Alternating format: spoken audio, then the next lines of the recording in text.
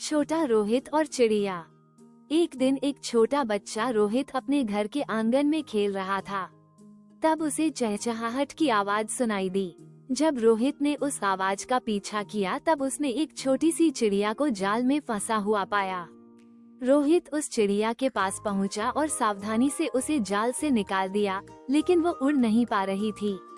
तब रोहित उस चिड़िया को अपने घर ले आया और उसके आराम करने के लिए एक घोंसला बना दिया।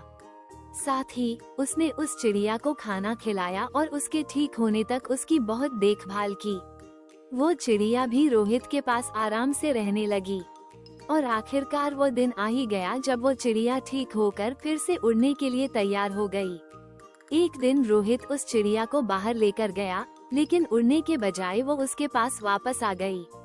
तब रोहित यह सोचकर बहुत खुश हुआ कि चिड़िया अब हमेशा उसके साथ ही रहेगी। लेकिन तभी चिड़िया ने रोहित को अपनी चमकदार आंखों से देखा और फुर्र से उड़ गई, और ये देखकर रोहित बहुत उदास और अकेला महसूस करने लगा। रोहित की माँ ने उसका उदास चेहरा देखा और पूछा, बेटा क्या हुआ? तुम इतने उदास क्यों हो? तब रोहित ने बताया कि माँ, मैं उस चिड़िया के साथ बहुत खुश था, लेकिन अब वो मुझे छोड़कर चली गई।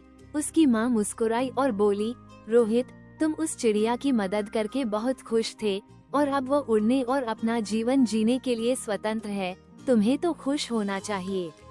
और सबसे बड़ी खुशी भी उसमें ही कि जब हम किसी से प्यार करते हैं तो उसे खुश होते देखकर हमें खुश होना चाहिए, भले ही वो हमसे दूर ही क्यों ना चला जाए। तो इस कहानी से हमें ये सीख मिलती है कि जीवन में सबसे बड़ा आनंद दूसरों को आगे बढ़ना और खुश होते देखना है, भले ही इसका मतलब उन्हें दूर जाने देना हो।